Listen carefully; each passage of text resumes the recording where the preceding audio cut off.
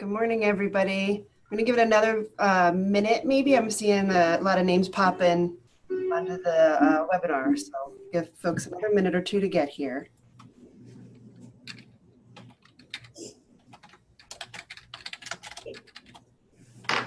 We're holding steady now, so maybe we're good.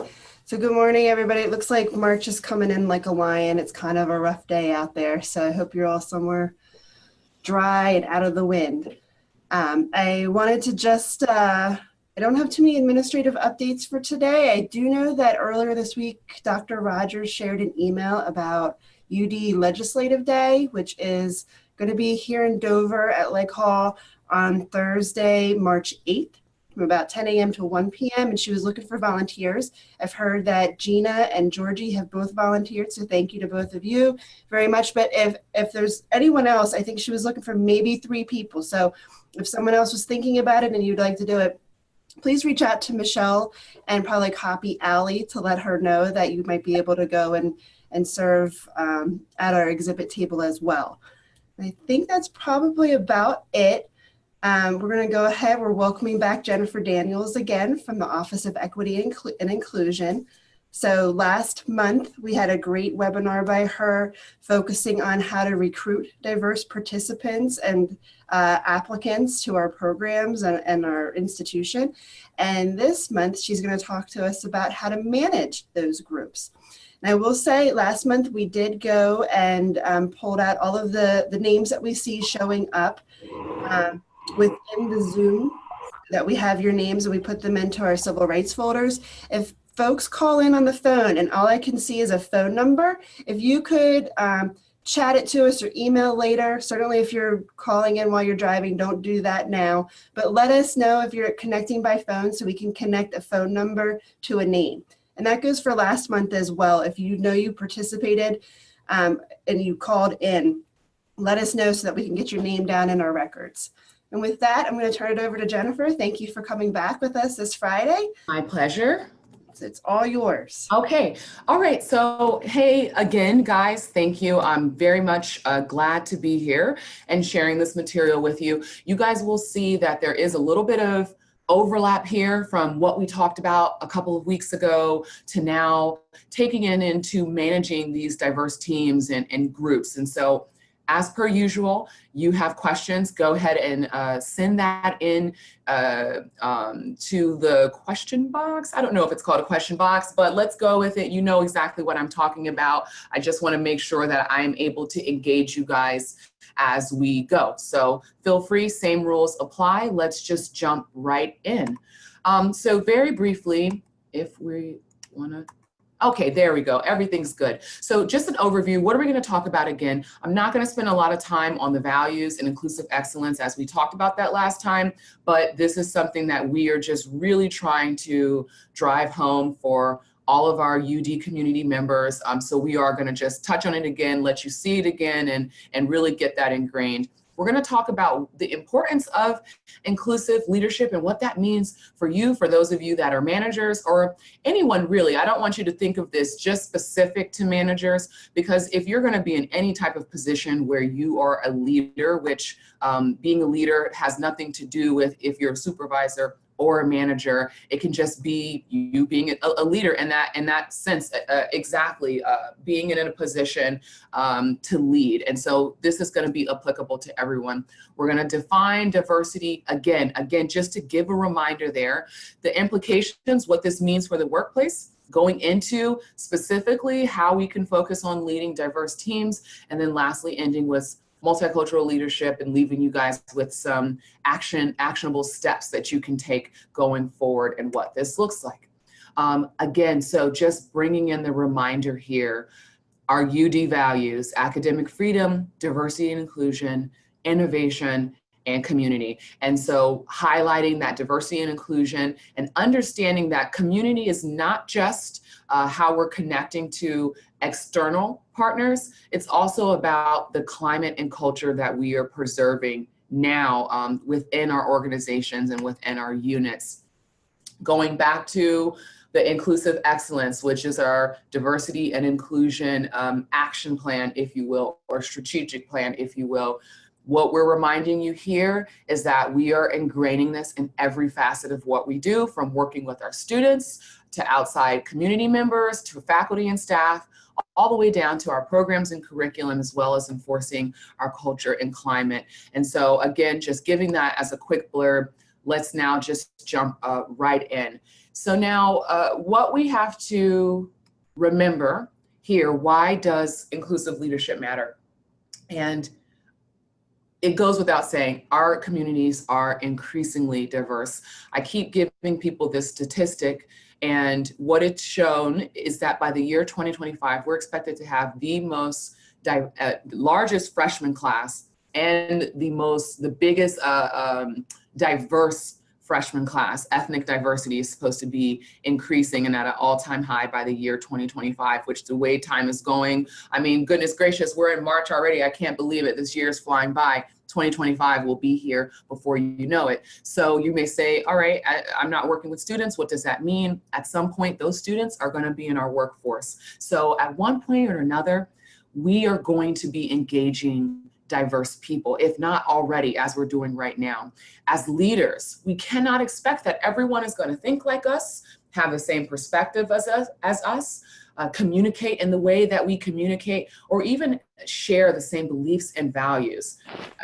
So many times you'll hear people say, maybe you've heard this from colleagues previously, well, people need to leave all of their differences in culture. They need to leave that at the door. Work is work. And what we're finding is it does not happen that way. Our values, our beliefs, who we are, parts of our identity, we bring that with us into the workplace. There really isn't a separation. And so we have to learn how to manage that, because values are something that come with us and cross that threshold of our workspace. Cultural miscommunication can absolutely inhibit growth and productivity. Okay, I mean, I can't stress this enough. A lot of our grievances or even contention that we come across really come back down to miscommunication that is based on cultural values. And I'm going to explain later on in the workshop what I mean in regard to culture and how we define that. Diversity, ultimately, you're going to hear me again put emphasis on this. Diversity is going to strengthen our groups. And let's get into a little bit more detail as to how this strengthens our groups.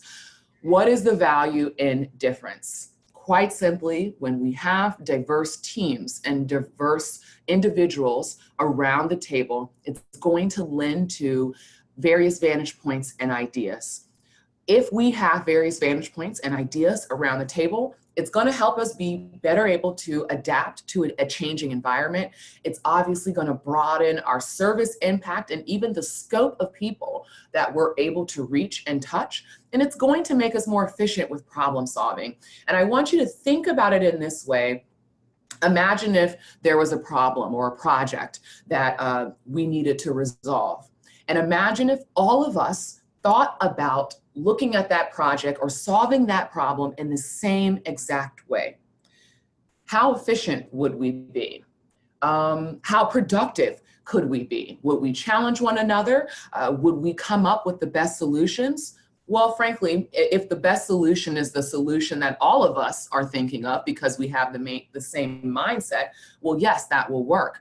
But if the solution is outside of that box, well, now we have a gap. Right? Now we have a way where we're not able to critically look at a problem from a different perspective. And so that brings in this idea of cross-pollination. And some of you that have this business background, you already know this. So let's just reinforce the notion of what it means. Cross-pollination is thinking about each individual. When you bring in a diverse individual, okay, brings in a set of skills.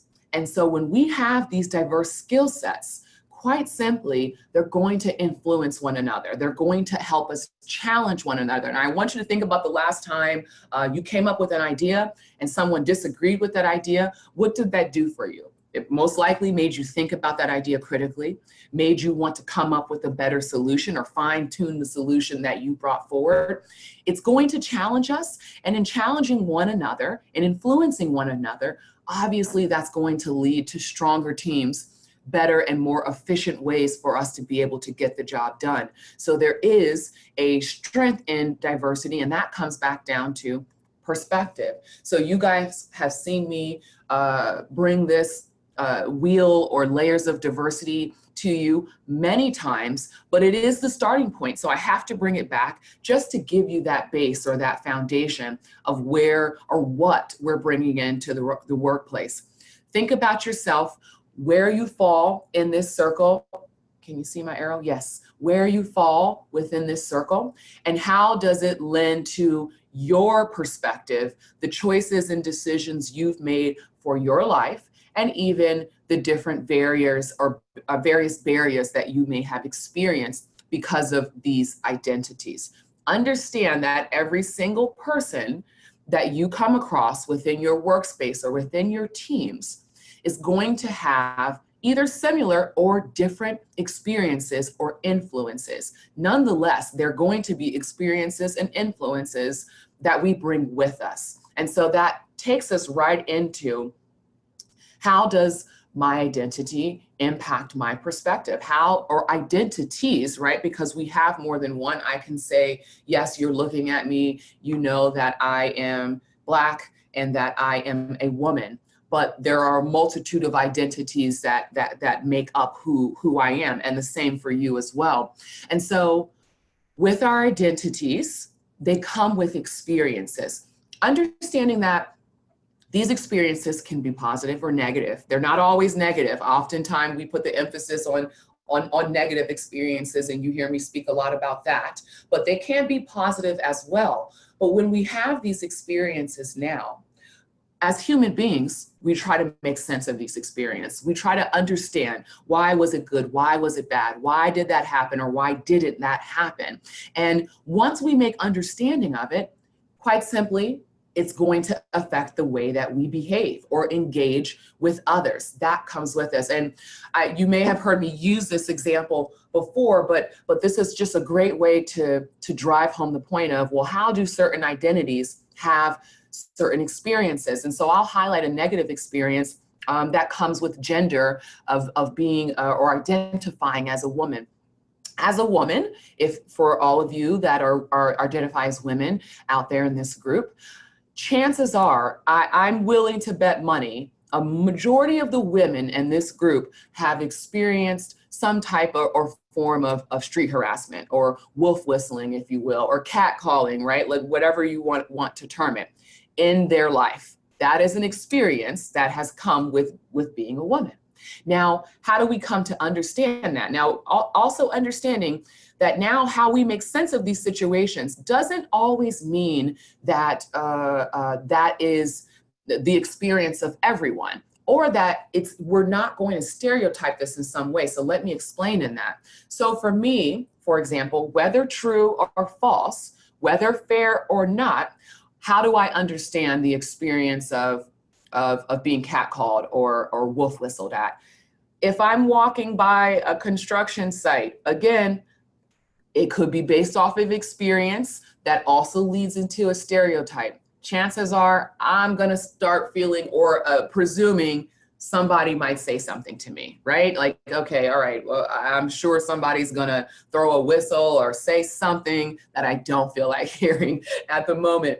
However, how does it make me behave differently? Well, if I'm gonna walk past those construction sites, I'm putting my headphones in, getting on my phone, acting like I'm terribly busy right now, and I don't know anything else that's going on around me. Again, that can be my perception, not saying it's always a reality, but based off the experiences that I've had, that's gonna lead me to behave differently. And so again, thinking about yourself, thinking about your experiences and how have they impacted you? How have they shaped you? How have they made you behave differently because of them? If we can think about ourselves in that notion, now thinking about the people you work with, they all are coming with those experiences, whether they share experiences like your own or whether they have experiences that you have no idea about or even know what that experience would feel like. Nonetheless, they are coming with them. It's something to be cognizant of. And so this leads us into the direction of speaking about culture. What is culture? Now, very similar to diversity, culture can be thought of as only being specific to ethnicity. Black culture, Latino culture, Italian culture, right? Race and ethnicity. However, what we have to understand is that culture happens in layers, okay? And culture is not just specific to our identity. Culture could be generational differences. Culture could be gender. Culture can be ethnicity. Culture can be religion. All of those different factors, all based off of this wheel here, right? All of this ingrains culture, is a part of our culture.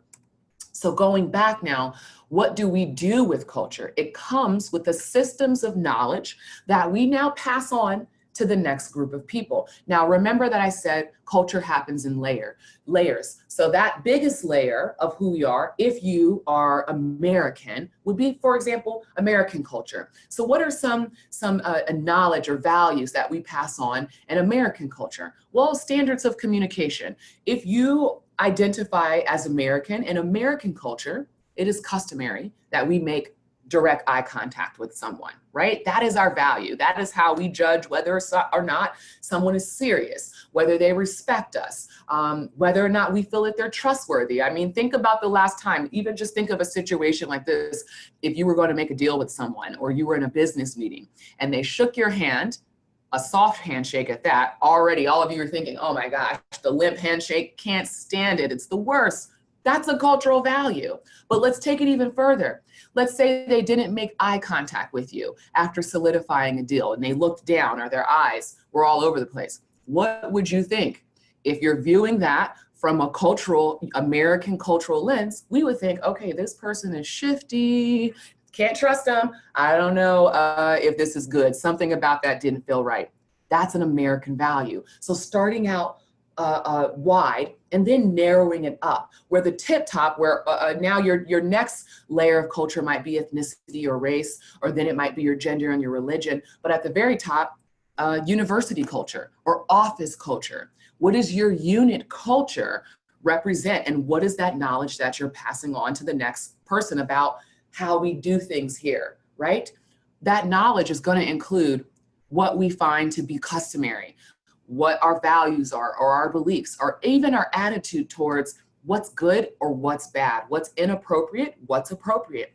All of that comes back down to culture. And so when we think about culture a little bit further here, why is it important?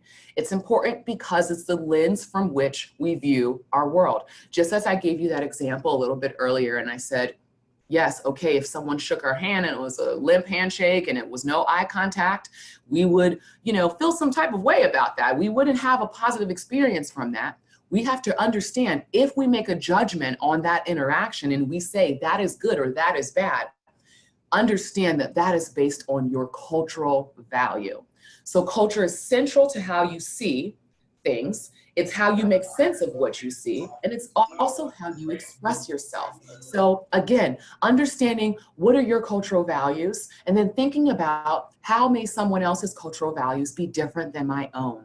Okay, let's keep going. And again, interject at any point or time if questions are coming in. I know I'm moving fast and the hour goes very quickly, but feel free to stop me, because I want to make sure I can answer any questions or dispel any myths as we're moving along.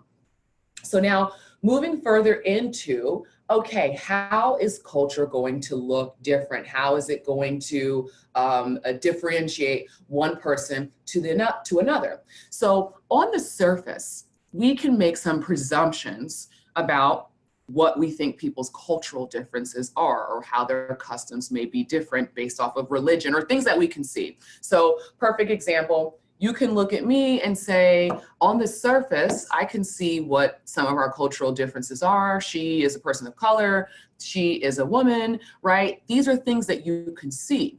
What you're not able to make decisions on, or where we can run into fallacies, are those invisible differences, those invisible cultural roots, right? Which are now tied into our beliefs, our values, and attitudes as individuals. And so all of these things, this is where, again, now we can hit that pitfall or that rabbit hole where we can make mistakes about who we think people are or the way we judge the way that they interact or engage with us. And so these beliefs, values, and attitudes are beneath the surface. However, these beliefs, values, and attitudes are the things that guide our behaviors. They're the things that guide our judgments, if you will. And so when we talk about beliefs, this is that feeling that something is rational or makes sense, or that something is true or false. When we go into our values now, these are the things that guide our behaviors, guide our interactions, and the way that we do things, or what we find to be customary, or even courtesies in this instance. And then lastly, attitudes. This is now how we decide, was that good or was that bad? And all of this is going to be based off of my beliefs and my values and the attitudes that are all connected to cultural differences. So keep that in mind as we go. So now, of course, I tried to be creative here because the downside in doing a presentation like this is that I don't really get to have you guys engage with each other or engage back with me in doing activities and things of that sort. So I crossed out the talk because we're not going to talk about it because I can't see you talk about it. But I do want you to start thinking about it here. We're going to take just a minute to pause and have you just reflect. The question is, how do you think your culture influences your leadership, right? Again, going back to the very beginning, these differences, identity differences, where you fall in this wheel, which aspect of this layers of diversity do you think heavily impacts the way that you lead your teams or the way that you lead in general? And so I want you to think about that. And then what is one specific way that your cultural difference influences how you lead? So I just want to take a moment, and I know this is kind of weird. It feels very hippie-ish, right? That I'm like, let's think, let's reflect, take a moment and ponder amongst yourself. But I really want you to do that, right? I really want you to be reflective. So let's just take about 30 seconds or so for you to kind of be thinking about, wow, how does my culture influence my leadership?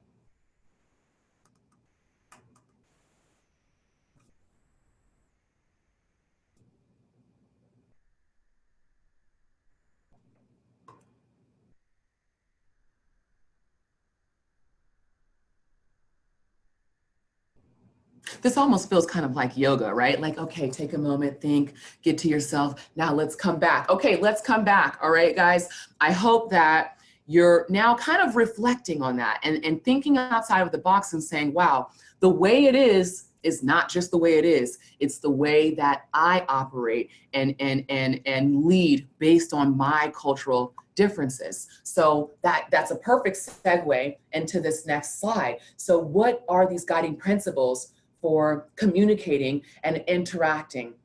And just as I just said, culture is not good or bad. It just is, right? It's a part of us. It's something that we can't leave behind. It's something that we can't, stifle or shove under a rug. It's ingrained. It's intrinsic to who we are. What may be considered just the way it is often culturally influenced. Most times it's culturally influenced, whether again, we're thinking about office culture or taking that all the way down to what's my nationality and how does that influence the way that I communicate or the way that I engage. Our view of the world is shaped by our values, our perceptions, our assumptions, and our expectations, right? Everything we do comes back down to these different adjectives, our values, or nouns, I should say. The more people know about their culture, and the more they know about other cultures, the better they can communicate. And I'm gonna show you the next slide is gonna get into that, but the idea of cultural fluency. And in being able to be fluid, if you will, right? You can move in and out of different contexts and you're able to communicate and get across your points without there being that miscommunication. The more you can know about yourself and know about someone else's culture and values, the better off you're going to be in being able to communicate and work with that individual.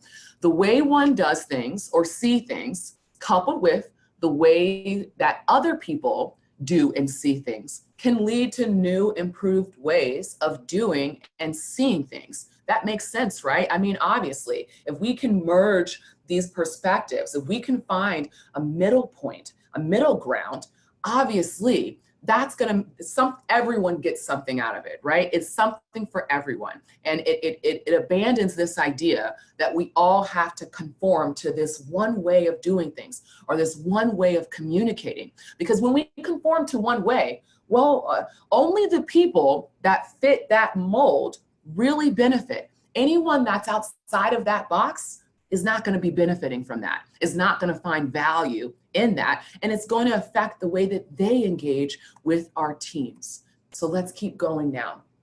And so this takes us back to thinking, how can we make sure that our work environments or climates are inclusive? And you've probably seen this before, but we're going to hit on it again. And the first piece in this is leveraging diversity. And so going back to that idea of the difference between having diversity and leveraging diversity. When we have diversity, what does that mean? It's saying, okay, I have 4 women, I have 2 men, I have 3 Hispanic people, 2 Blacks, 5 white people, and 1 Asian person. That's having diversity. I'm telling you what the makeup of the pie is. That's having diversity.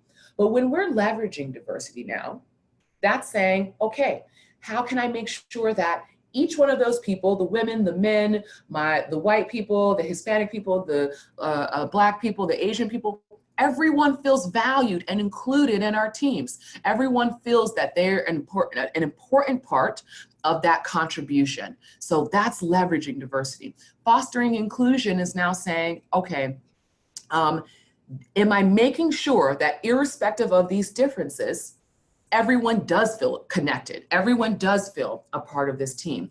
What am I doing from the very small, trivial things to more big picture things? And so let me tell you about how small things that we do within our workspace can have a huge impact on team morale and people's feelings of inclusiveness. And so this is such a great example that I like to give in how someone failed, first and foremost, but use this as a teachable moment in how something very small can make a big deal. And so I use this example of an instance that we had here at our university, and I won't give you any identifying markers on this. I just want to tell you the story. We had 2 people in one department. One was lesbian, one was heterosexual. Both of these women were getting married in the same summer. Okay, and the heterosexual woman was getting married first. And so the entire office, and the weddings were maybe 2 months apart. The entire office threw a wonderful bridal shower. They got her gifts, presents, there were balloons, cake. It was a celebratory event for the heterosexual woman getting married. And you already know where this is going. When it came down to the lesbian woman who was also getting married, the office did nothing. There was no event, there was no congratulations, there was no card or cake or presents or anything of that sort. And so something so seemingly innocuous, right? Like, oh, that's not a big deal, it's just a party, right? Something small has nothing really to do with work. How do we think that that individual, the lesbian woman, how was she impacted just in that moment? And naturally, you already know how someone would be impacted like that. Would they feel a part of the team? Would they feel valued for who they are? Would they feel included? And again, I want you to take out any moral judgment you may have about this demographic of people and really just think from the lens of people feeling included. Did that woman feel included and appreciated for who she was? No, she didn't. And subsequently, how would this impact the way she engaged with her team going forward? And the way that she engaged with her team, how would it impact the team and the way that they engaged with her going forward? And already you can see how this can lead to a lot of problems and feelings of exclusion, right? Just based off of something small like an office party. Right? And so that's something to be aware of. We can do it with everyday things and small everyday instances, but they can have a huge impact or adverse impact on the way that people feel connected to a team. And the last piece in this is just maintaining equity and fairness. Are you being equitable? Are you being fair? What you have to remember as a leader or as a manager or as a human being, we're not perfect. We're going to make mistakes. We're going to say things that we didn't mean to say or offend people in ways that we didn't mean to offend them. That is going to happen. I wish I could say, yes, after this workshop, you're going to go off and be perfect. You're never going to make a mistake. You now are a diversity expert. Fail, not going to happen. I still fail. I still make mistakes, okay? Every month I make mistakes, but what can I do with that? One, try to be sure that I'm trying my best to be equitable and fair. So in the event that I make a mistake or a grievance against someone else, a grieve against someone else, they will say, you know what, they can be more forgiving in that regard because I've never seen Jen be unequitable. I've never seen her be unfair to another individual. So that is what's more important than us thinking about, wait, how do I not offend someone?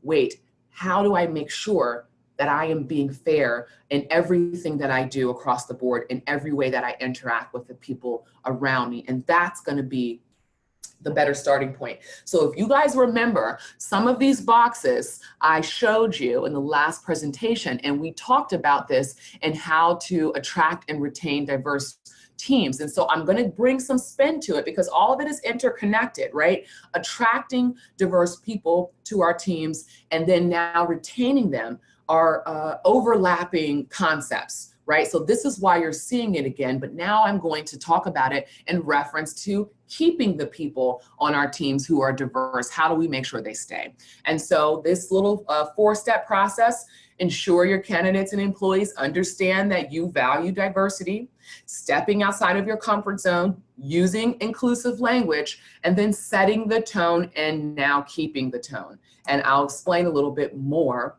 as we go. So just as we referenced before, any of your statements and your values or your commitments to diversity should be displayed in everything that you do. People should be able to see it and know that this is their value, right? And I want you to think of any big brands or names or that evoke an emotion or a feeling that makes you feel like, oh, they care about everyone, or oh, everyone is included, right? Or whatever the logo or the hashtag is. That is almost takes place of the organization itself. So our statements and our values being displayed are going to be a big piece, and people feeling like this isn't just for show. This is a part of who this organization is. This is a part of who your unit is. Representation and marketing. So we said this in terms of being able to recruit the teams, but now when you're doing the presentations for your team members, or you're giving out flyers and information to your specific team, there still needs to be representation. People still need to be able to say, okay, I see myself in this group, whether it's their women, whether it's their people of color or someone with the disabilities. Do they see themselves in the way that you present information to your teams? Establishing trust and building relationships again. So it happens in being able to connect to people on the outside and pull them in. And it's also going to have to be reinforced once they get here. I have to continue to establish that trust, right? Show that I care about your well-being and really work on solidifying a relationship with someone. And understanding relationship, I'm not saying, okay, you know what? I want you guys to be pen pals and tell them all your deep, dark secrets, right? Tell them everything that motivates you in life. No, that's not what I'm saying.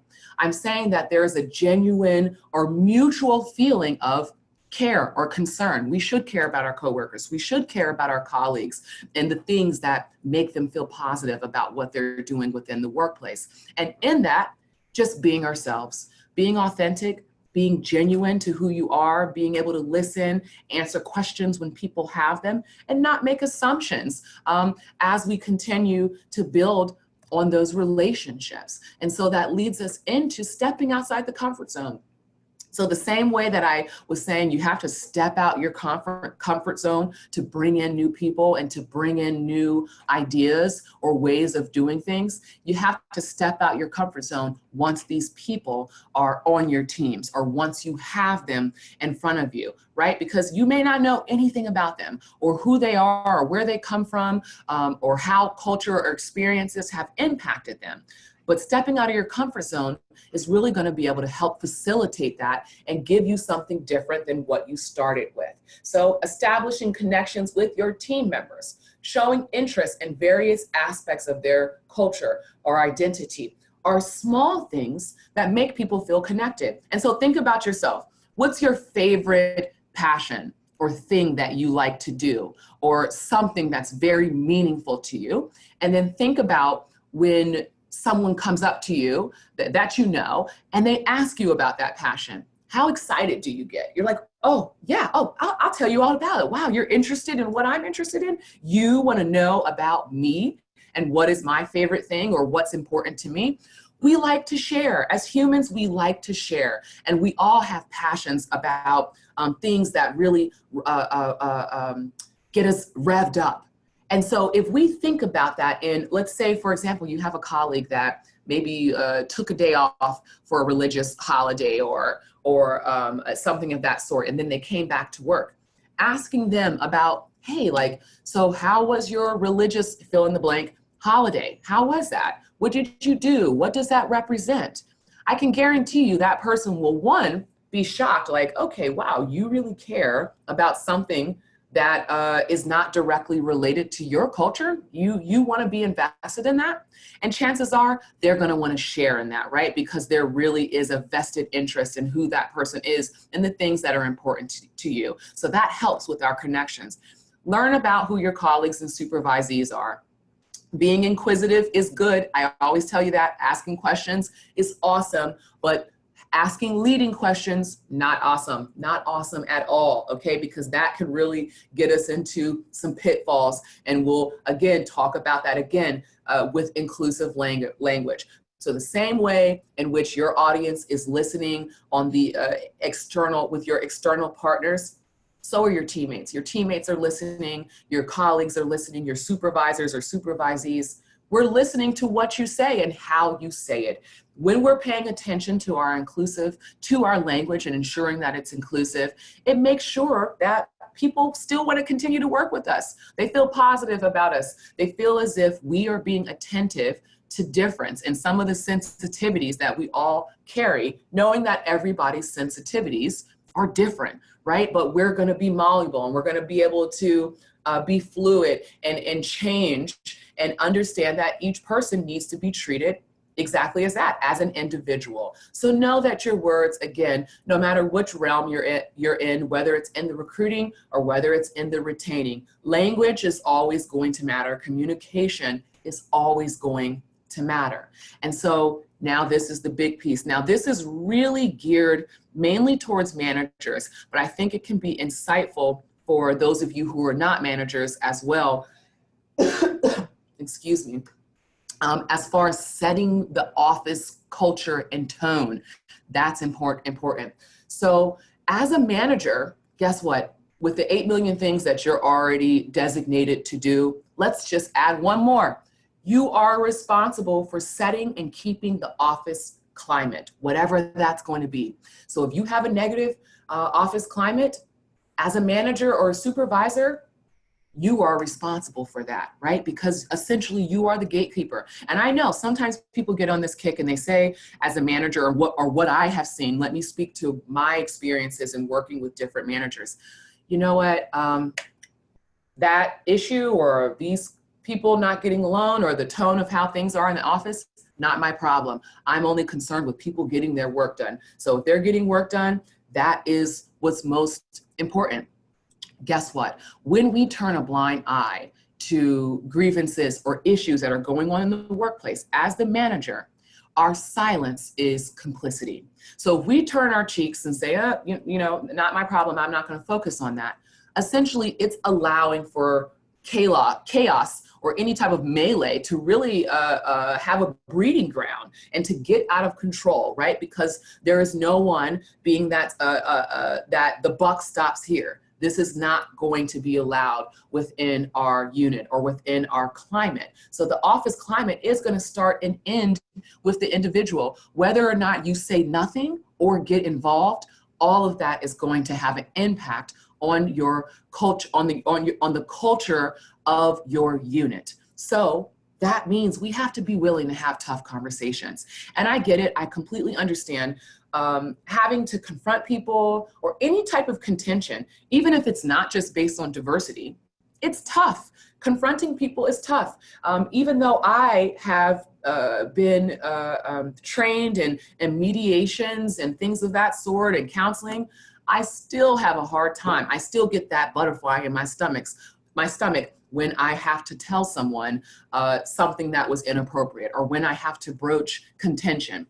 It does not feel good, but you have to be comfortable with being uncomfortable. So the way that I have shifted in all of this, it's actually, while it's uncomfortable to confront people, it's more uncomfortable for me to say nothing, right? So you get that, it's the lesser of two evils, if you will, discomfort. How do we deal with it? As a manager, your team should feel comfortable coming to you. And if you're having a problem in the office space that has to deal with cultural differences, whether it's gender, ethnicity, disability, age, whatever, and people are more so talking around the mulberry bush or you hear it through the grapevine, as a manager, you should stop and question yourself. Why does my team not feel comfortable coming to me to talk about this? Why is it that I heard about this around the way and not coming directly to me, particularly if it's problematic? And so as individuals, we should be creating and fostering an environment where people feel comfortable coming to us when there's a problem or when there's an issue. Now, I'm not going to say there are moments when, you know what, sometimes we hit our threshold and we're saying, oh my God, I really don't care about this today. Like, I'm just stressed out and I can't deal with another problem. Yes, we have moments like that. And if you have that moment, maybe it's not a good time for you to deal with that issue because you still have to take care of yourself. However, even if we find it to be insignificant or trivial or minuscule, if someone is making a point to come to us about a grievance or a concern, it's important enough to them.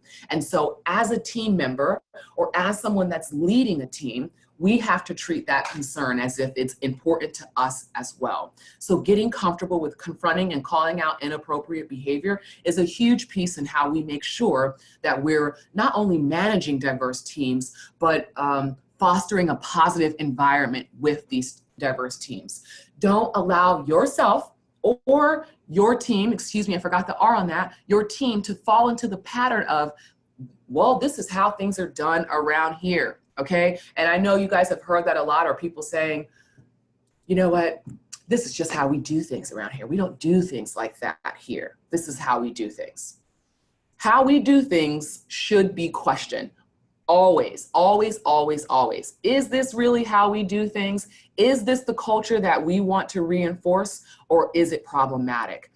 Present culture shifts and things that are happening within our society are pushing people to feel empowered to come forward with things that they may have held on to previously or took as their own problem or issue. And a great example in this is the shift that we're seeing in our environments with people coming forward with claims of sexual harassment, right?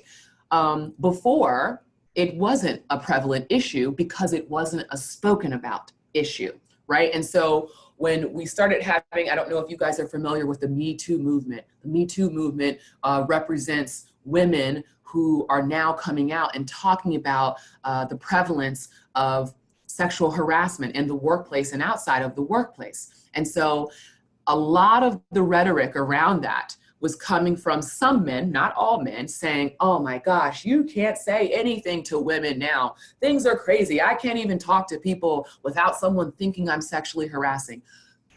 Okay, I understand how you feel. I don't really, but I understand how you feel.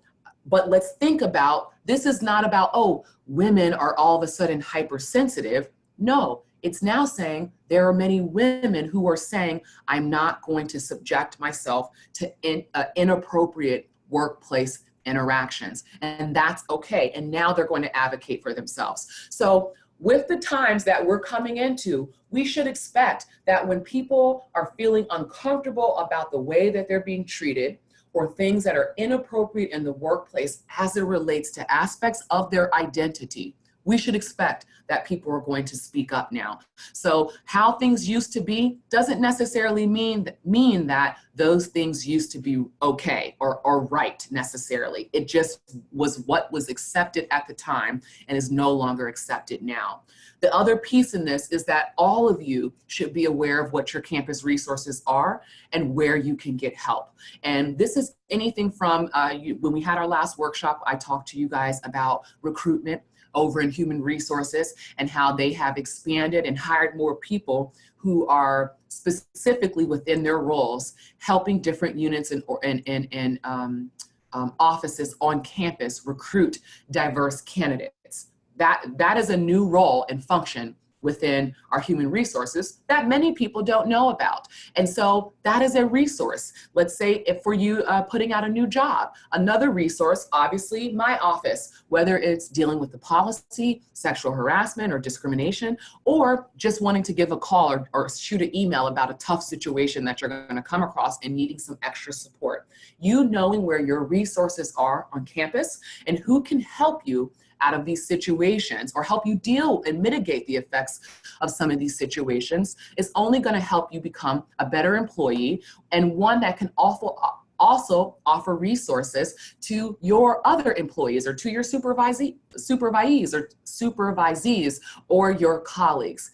And lastly, in this, remember that people do not fit into boxes at all. And so we may have one interaction with an individual and it may be negative or positive, but that doesn't mean that someone else that looks like that individual or reminds me of that individual is going to fit into that same explanation. We should be treating everyone as a case-by-case scenario. Every time you meet someone new, that's an opportunity for you to learn about what their cultural values are. And so a perfect example in this, if I use myself, for example, I'll use I'm an older millennial, not the millennial you see walking around campus. I'm not like those guys, okay, right? I'm like, no, separate it out. I feel like there should be a older millennial box and a younger millennial box, but nonetheless, I am a millennial.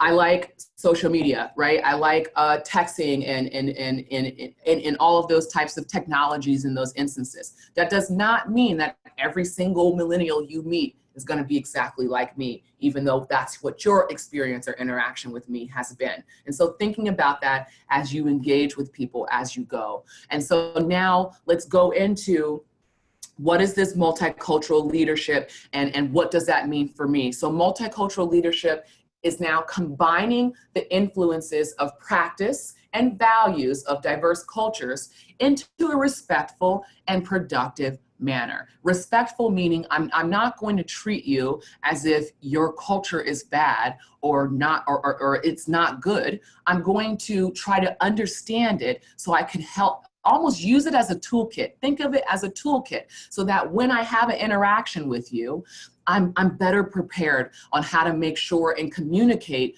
an agreed upon goal. It also, multicultural leadership requires us to be aware of various situations, various contexts, and even our assumptions, right? Yes, we need to focus on the positive of how we need to learn to adapt to different people, but we also have to be aware of what our assumptions are in regard to these different people and how that can intersect or overlap the way that we engage with others. So that is very important. Awareness. Oh, I heard someone, I thought someone was about to ask me a question, but I don't think so. Okay, I think someone's, that was just some interference. So awareness of various situation, contexts, and assumptions. So what are some of these advantages to multicultural leadership, guys? This is going to be thinking from multiple perspectives, encourages innovation and creativity, right? And I've given you plenty of examples in this and thinking about how this can really help us be innovative and really enhance our creativity. Multiple points of view will strengthen our learning and the way we work. And that goes without saying. Creativity literally is going to feed off of diversity. We have all of these different mindsets. We have all of these different ways of looking at things and how to problem solve and bringing with us our experiences and how we can use that to contribute to the way that we work or resolving problems. It can, again, be obvious to see how creativity is going to feed on diversity. Groups that are able to listen to one another and can listen to each other, can draw from a broader range of experiences. Again, this is just gonna broaden the scope, broaden the service of our impact, the impact of our service. Multicultural leaders are better able to adjust to change. Again, you're able to be fluid. You're not going to be rigid in your way of doing things. You're going to be able to adapt to any individual that you come across. And lastly, multicultural groups encourage diverse perspectives and avoid groupthink. I will tell you, one of the biggest inhibitors to us being effective is that bias, groupthink, okay? It is a detriment to our teams. And so what is groupthink? Groupthink is when you have a group of individuals who, based on one person or a few people's opinion, will conform to the majority, right? Instead of them speaking up or saying, hey, this is my idea or I disagree, I'm going to go along with the majority in that group, right? So there's no challenge in that. There's no debate in that. There's no critical analysis of difference or perspectives. We're all going to go in one accord, always and forever. And obviously we can see how that can be a disadvantage to our teams and to our groups. And so what are some of these steps that we can take now? Actionable steps. And the first step in being a multicultural leader is going to be exercising cultural competency. So what is cultural competency? Cultural competency is essentially saying you are able to operate in different cultural contexts than your own, okay? It's cultural competency is not putting values on cultural differences as saying one is good or one is bad. Cultural competency is, again, which I have this as number 6, being open and flexible to change. So that is the starting point in cultural competency. And then now moving into being trustworthy and honorable. And honor and trustworthiness, those are characteristics that are highly valued across all cultures, no matter who you are. As human beings, we appreciate people that we can trust, and we appreciate people that are honorable. So that is the 2 of those characteristics that we should take with anybody that we work with, right? Because that is going to be a value with anybody that we work with. We should be focusing now on how do we bridge the differences by focusing on similar humanistic characteristics like belongingness, community, happiness, and respect. These, again, are things that all human beings want. We want to belong to something. We want to feel valued for who we are. We want to be a part of a community. All of us want to be happy. All of us want to be respected by other individuals.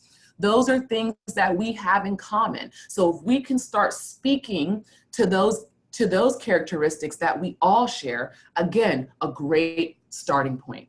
And then showing gratitude. Again, this seems like something that's very small and very insignificant, but just the act of it alone can make a huge impact on people feeling included and feeling that their work or opinion is valid and appreciated. Showing gratitude, just a thank you, it goes such a long way, right?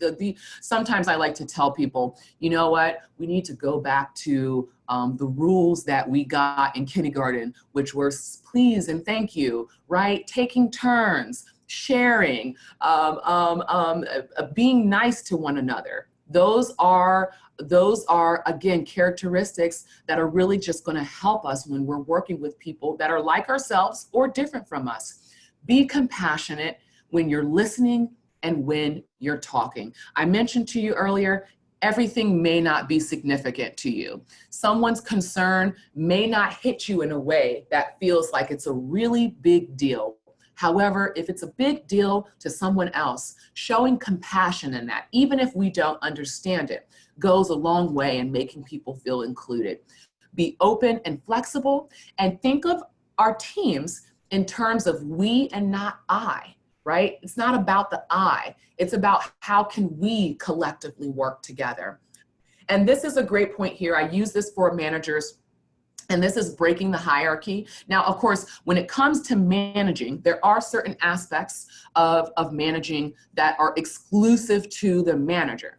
However, when it comes to leadership, right, that is something that we can share. And so when we flatten our leadership line, what does this look like? That means that everyone's opinion is important. Everyone can add feedback into how we can better resolve a work issue or complete a project or engage a new client, right? Or a new job in that instance. When we flatten leadership and allow everyone to connect to the idea or have input on the idea, this is going to make people feel that their contributions are important. And this is going to really help foster a climate of inclusion. The last piece in this is now fostering a family environment. And I want you to think about your teams. And sometimes with our teams, we spend more time with our colleagues sometimes than we do with our own families, right? And so your colleagues and your teams and your workspaces can really become your family environment. And think about how families operate. We have hardships sometimes. We run into issues sometimes. We get in arguments sometimes. But do we just break away from our family? Well, some people may, but for the most part, we're not going anywhere. We just learn how to work through it.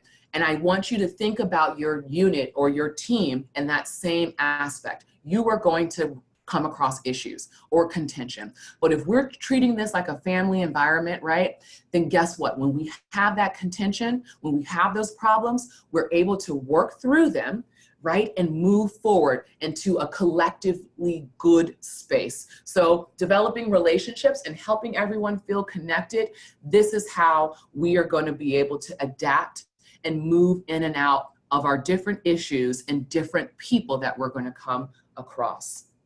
So I will use this last 4 or 5 minutes. Are there any questions, concerns, comments? Can I address anything that we've talked about here? I'll take a second just to see if anything comes up on the chat.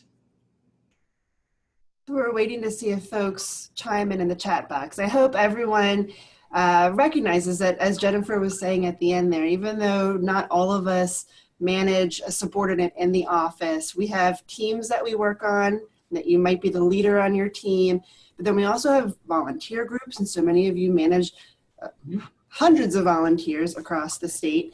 And then the 4-H clubs also, where you're leaders for those clubs of people. And so all of this, I think, really should relate to you and how you are interacting with all of those different teams of people. Yep. I think it was also interesting, Jennifer, when you were talking about the multicultural leadership and its connection to innovation. That's also been a focus for us in Extension, is trying to be innovative, and we've had an innovation competition, and that was the theme of our annual conference back in the fall.